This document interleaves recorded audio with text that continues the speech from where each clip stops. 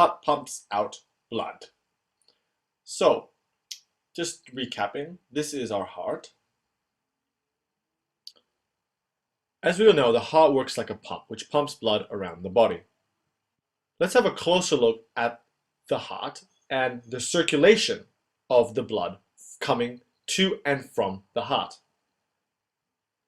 First of all, we'll look at a cross-sectional view of the heart. The heart consists of 4 chambers, if you remember. The right atrium, the right ventricle, the left atrium, and the left ventricle. These 4 chambers are important because blood passes through them within the heart. The ventricles are important because the ventricles are the one which essentially pumps blood out of the heart, and so they need to be strong. And so they contain most of the cardiac muscle cells, here in black.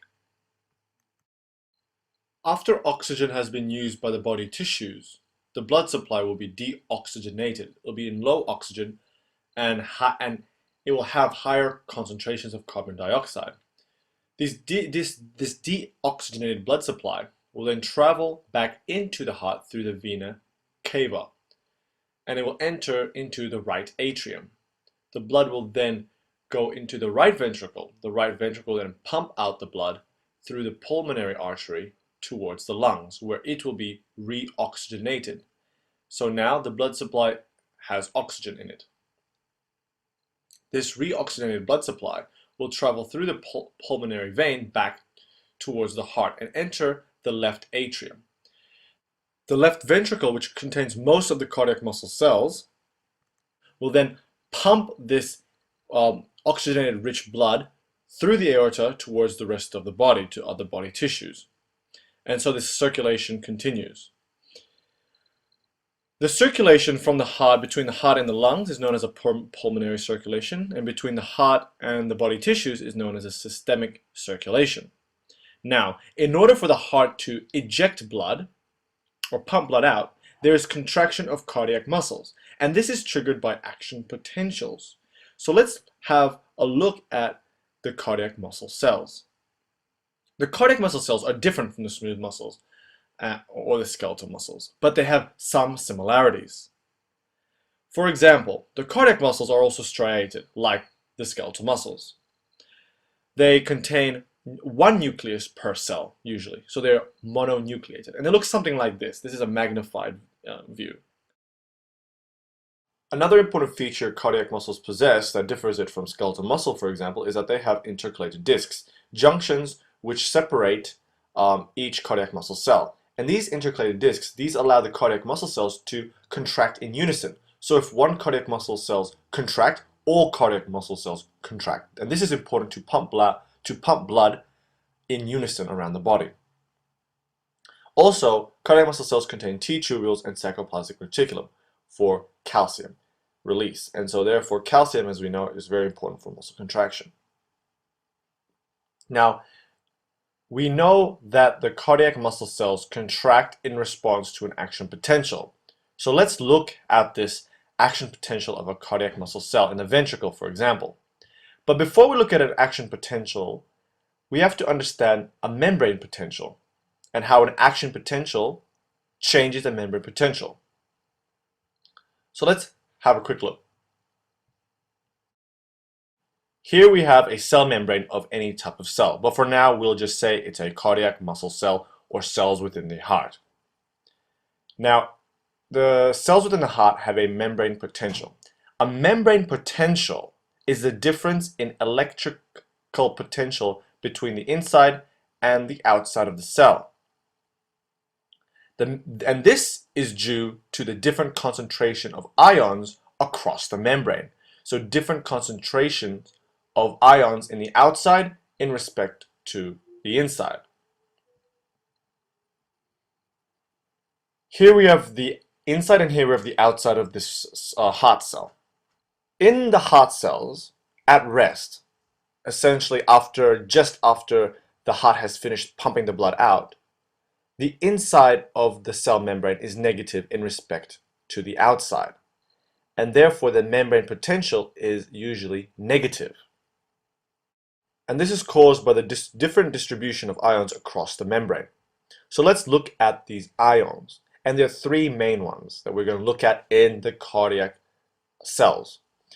So on the outside we have more calcium and sodium ions, which are usually positively charged. And on the inside we have more potassium ions, which are also positively charged. Now when these different ions move from one side to the other, they will change the membrane potential, of course. How do they move? Well, they move through these protein channels, protein pores. And so, therefore, when these ions move through these protein channels, specific protein channels, they will change the membrane potential.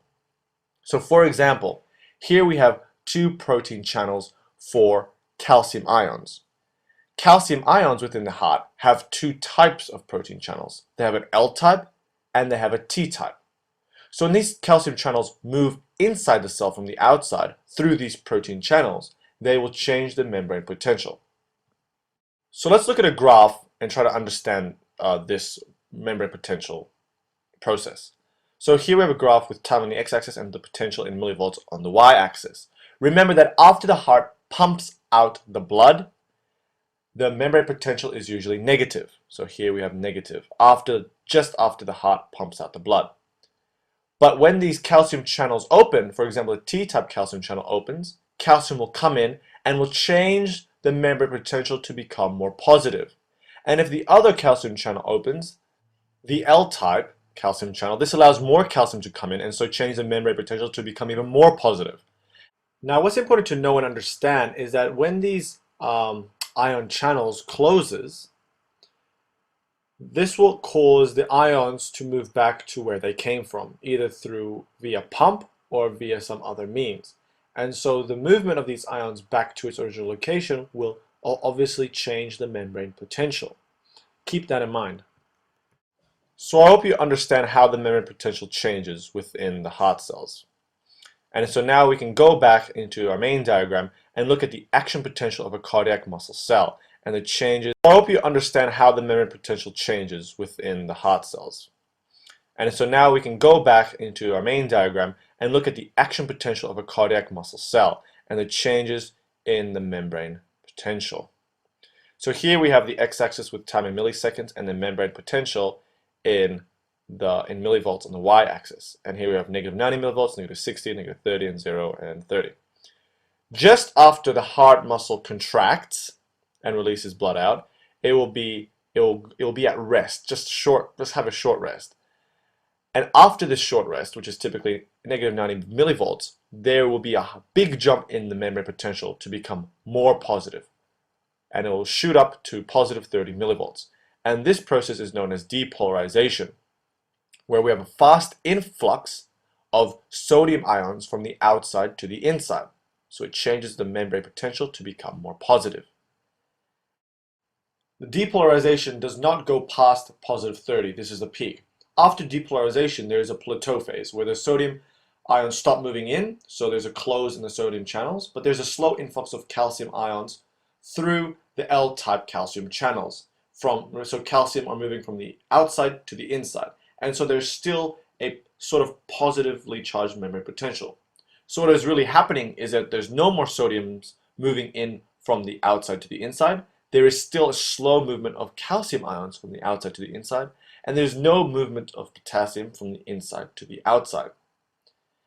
And then after the plateau phase, we have the repolarization phase, where the calcium ions stop going in and there's potassium ions moving out, which causes the membrane potential to become more negative.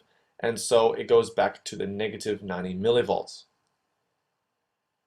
So essentially what is happening is that from negative 90, it jumps up to 30. And this is the contraction, if you've seen a skeletal muscle graph of a contraction. Okay, this might sound confusing, but the point at which action potential changes the membrane potential of a heart cell to where it finishes is a period where a second action potential cannot occur. This period is known as the absolute refractory period. To better explain this, let's look at a graph looking at what happens when a heart muscle receives an action potential and when a skeletal muscle receives an action potential. So for a skeletal muscle here, when it receives an action potential, it will contract, like so. However, a second action potential can be generated straight away, which creates a stronger contraction, like so. And this is essentially where we have a continuous a stimulation of action potentials on the muscle. So for skeletal muscle, action potentials can be generated before the first action potential has finished, which then creates a basically overlapping effect until it reaches a point where the tension can no longer pass, and this point is known as the tetanus. It's just a tetanus. For heart muscles, an action potential creates contraction, but a second action potential cannot be generated. It can only be generated after the first action potential has completely finished, after the contraction has completely finished. And so this is known as the absolute refractory period. When a second action potential cannot be generated, it can only be generated after the first action potential has finished. Okay, so we know that the cardiac muscle cells require an action potential to change its membrane potential. But where do these action potentials come from?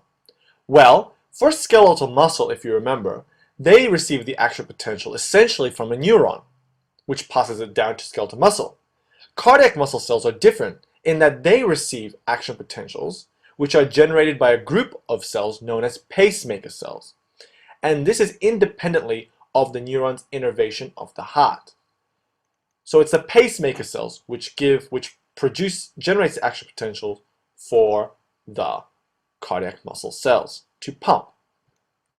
So this red dot I'm drawing here on the right atrium is the main pacemaker cells, which generates the action potential and causes the heart muscles to contract, pumping the blood out of the heart in unison.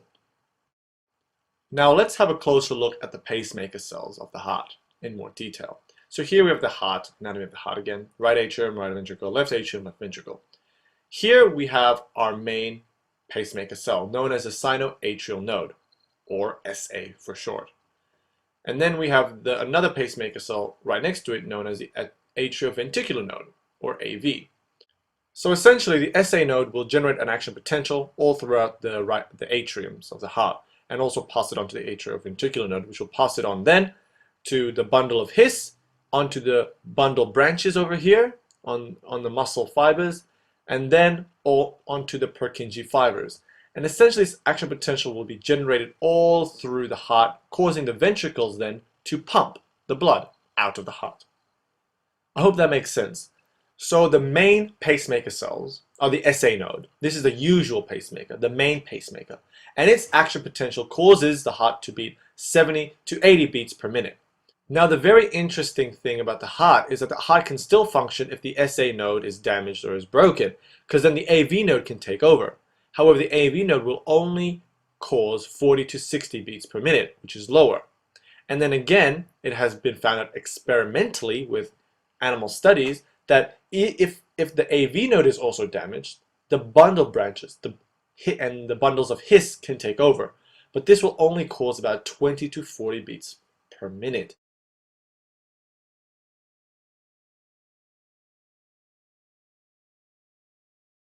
So it's very slow indeed, and you probably need some form of heart surgery to fix this up.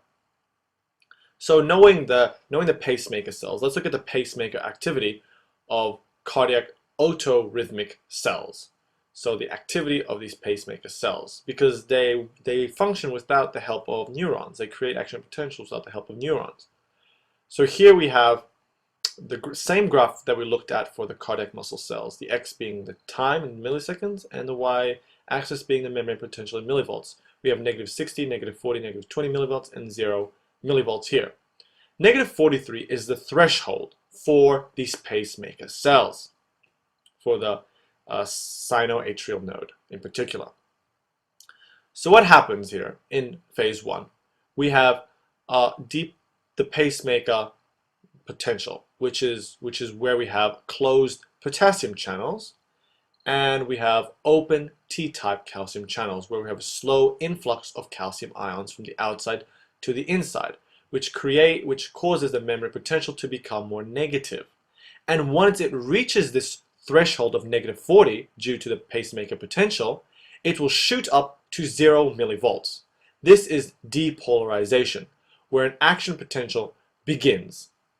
When an action potential is generated by these pacemaker cells, and this is caused by the opening of L-type calcium channels, allowing more calciums to come in.